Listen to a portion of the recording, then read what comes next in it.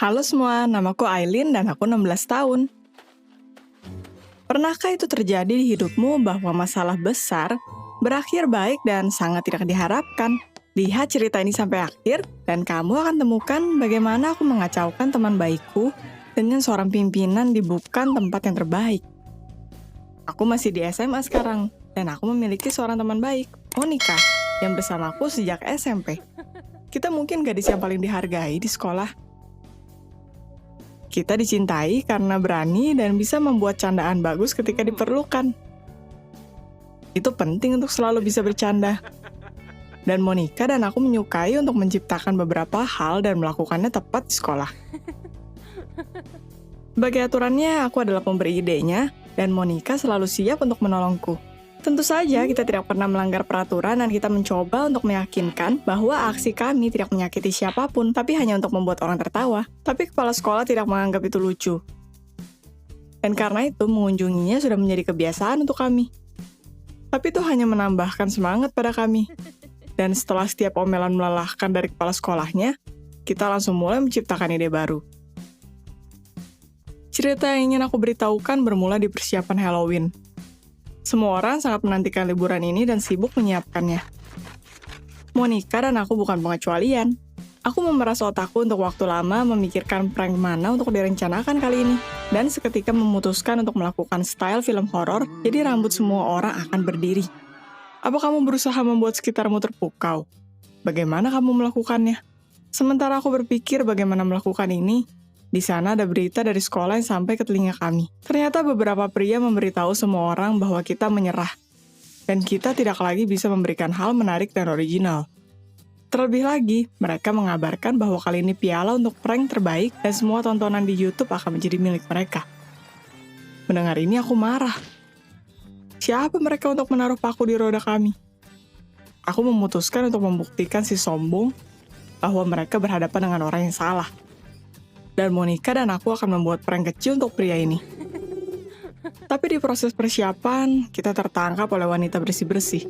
Dan tentu saja, meskipun kami memohon, dia memberitahu kepala sekolah semuanya. Kepala sekolahnya memberi pidato pada kami.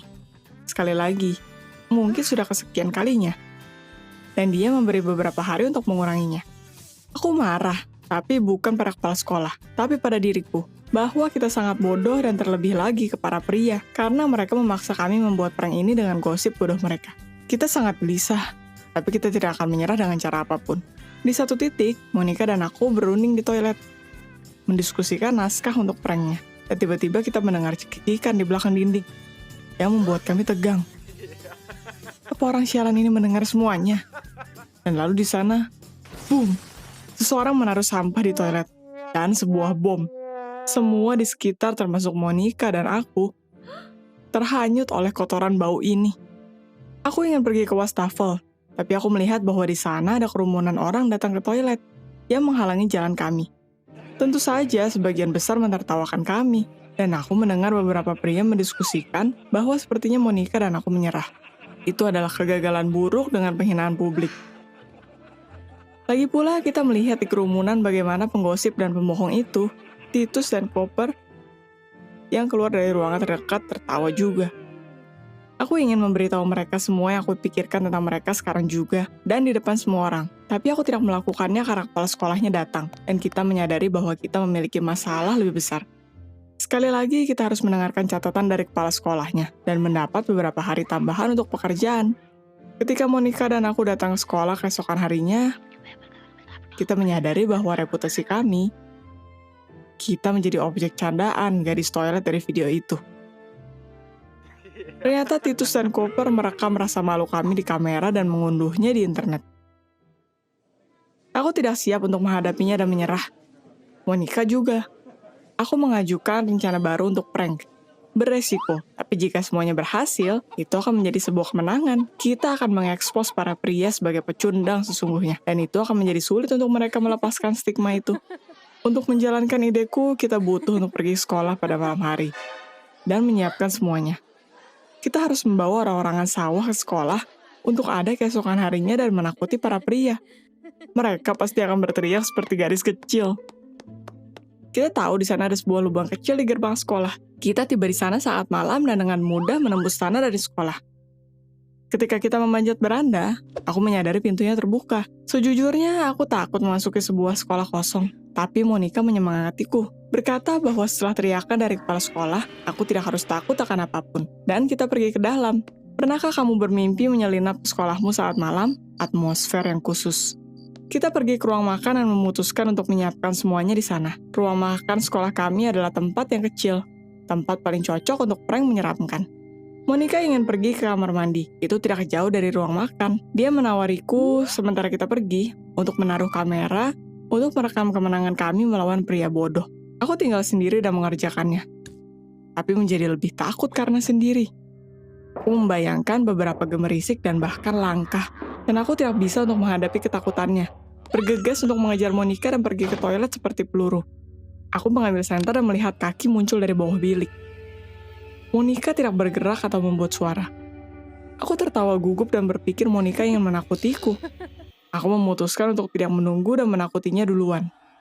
Aku menarik pintu bilik dengan paksa, bertekad untuk menakutinya lebih dulu. Tapi di dalam bilik, aku melihat kepala sekolah dengan matanya penuh dengan ketakutan. Dia berteriak dan dengan tangan bergetar bergegas untuk menutup pintu dariku. Monica terpaksa berteriak dan menatapku, dan di belakang pintu di mana kaki kepala sekolahnya terlihat, Monica menarik tanganku dan kita keluar dari sekolah. Kita lari secepat yang kita bisa, dan hanya 1 blok setelahnya berhenti untuk istirahat. Ternyata aku mengacaukan toilet dengan rasa takut dan berlari ke ruangan guru. Bodohnya. Kita berdiri di tengah jalan dan dengan diam, melihat ke satu sama lain selama beberapa saat, menyadari bahwa kita kacau. Kepala sekolahnya tidak akan melepaskan dengan kami. Dia akan menendang kami keluar dari sekolah, dan kita akan memiliki masalah besar dengan orang tua kami. Keesokan harinya kita datang sekolah. Seperti yang mereka bilang, dengan kaki bergetar. Semua pikiran kami hanya tentang satu hal. Ketika kepala sekolahnya memanggil kami, dan itu terjadi di salah satu pelajaran. Kepala sekolahnya mengejutkannya bicara dengan tenang, tapi wajahnya memberikan semua rasa amarahnya. Dia menginformasikan kami bahwa dia tiba kemarin malam karena dia menerima panggilan dari polisi memberitahunya bahwa sebuah alarm telah dimatikan di sekolah. Lebihnya malam yang sama, seseorang di sekolah memecahkan sebuah jendela. Tentu saja mereka menuduh jendela yang rusak ini pada kami. Karena di sana tidak ada penjelasan lain dari situasinya. Dan uang yang akan mereka ambil dari orang tua kami sangat penting untuk perbaikan. Aku dan Monica memohon pada kepala sekolah untuk tidak mengatakan apapun pada orang tua kami. Dia tidak menjawab apapun dan hanya menggelengkan kepalanya. Ketika aku pulang ke rumah tanpa membuang waktu untuk menyelinap ke kamarku, ibuku menarik tanganku. Aku langsung menyadari dia tahu segalanya. Orang tuaku panik. Aku belum pernah melihat mereka seperti itu sebelumnya. Mereka memberitahuku bahwa mereka bersama dengan orang tua Monica harus membayar perbaikan jendelanya. Tambahnya lagi untuk mendengarkan pidato tentang bagaimana payahnya edukasi mereka. Dan berbicara dengan susah payah pada kepala sekolah supaya tidak mengeluarkan kami dari sekolah. Orang tua kami menjamin kami, dan jika kita terlibat dalam konflik lagi, kita harus mencari sekolah lain. Keesokan harinya di sekolah, Titus dan Cooper menghampiri kami. Mereka berkata mereka mendengar situasi yang kami alami. Kita tegang dan bersiap untuk mengusir kesibukan mereka. Tapi Titus dan Cooper, dengan mengejutkan, menawarkan untuk mengubur perang dan menunjukkan simpati mereka. Menambahkan bahwa mereka tidak mau untuk terlibat dalam situasi serupa karena persaingan bodoh. Jadi mereka mengakui, sedikit malu, bahwa sebenarnya gosip dan aksi mereka demi perhatian kami.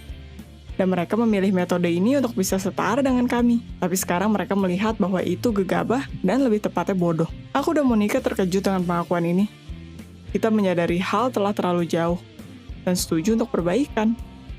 Sebagai hasilnya, kita berteman dengan mereka dan pertemanan yang ramah. Anak-anak masih membicarakan kami di sekolah untuk waktu yang sangat lama, mengingat semua situasi ini. Tapi kami tidak peduli tentang opini dari teman sekelas kami. Semua ini membantuku mengerti bahwa itu waktunya untuk berhenti mengejek dan mengejar reputasi dari pembuat ulah yang jahat. Karena jika kamu terus menganggap opini orang lain, kamu akan kehilangan dirimu dan melakukan hal yang bodoh. Walaupun secara rutin kami tetap bercanda dan bermain dengan satu sama lain, tapi tidak sampai membuat yang lain khawatir. Aku harap kamu menikmati ceritaku. Jika ya, jangan lupa untuk like dan subscribe channelnya. Di sana ada cerita menarik baru setiap saat, dan kamu bisa klik tombol loncengnya untuk melihatnya pertama kali.